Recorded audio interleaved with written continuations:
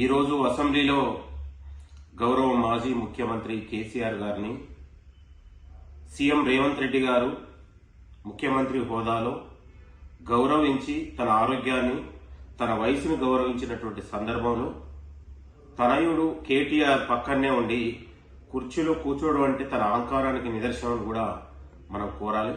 ఎందుకంటే నిత్యం విలువల గురించి మాట్లాడే కేటీఆర్ కనీసం ముఖ్యమంత్రి గారు వచ్చి పలకరిస్తే అయ్యకున్న సంస్కారం కొడుకు లేకపోయానే దానికి ఇది చాలా సిగ్గుచేటని కూడా కోరుతున్నాం.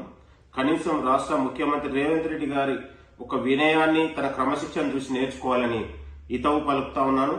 ప్రజా ప్రభుత్వంలో ప్రతిపక్షం కూడా ఉండాలని కోరుకున్నటువంటి కాంగ్రెస్ ప్రభుత్వం గతంలో బీఆర్ఎస్ హయాంలో ప్రతిపక్షం లేకుండా చేస్తే కాంగ్రెస్ ప్రభుత్వంలో ప్రతిపక్షం ఉండాలని కోరుకున్నటువంటి ప్రజా ప్రభుత్వం. కాబట్టి ఈ యొక్క రాజకీయ విలువలకు ఈరోజు ముఖ్యమంత్రి రేవంత్ రెడ్డి గారు ఇచ్చినటువంటి గౌరవం ఒక గొప్ప నిదర్శనంగా మనం భావించాలి. ఇప్పటికైనా తన కేటీఆర్ అహంకారాన్ని తన పద్ధతి మార్చుకోవాలని మేము కోరుతా ఉన్నాం.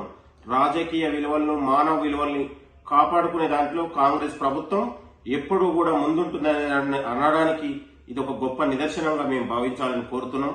ఏది ఏమైనా ఈరోజు అసెంబ్లీలో కేటీఆర్ వ్యవహరించిన తీరు కనీసం నిలబడకపోవడం కూర్చొని తన యొక్క పొగరు అహంకారానికి నిదర్శనంగా భావించాలని కోరుతున్నాం. Thank you. నమస్తే.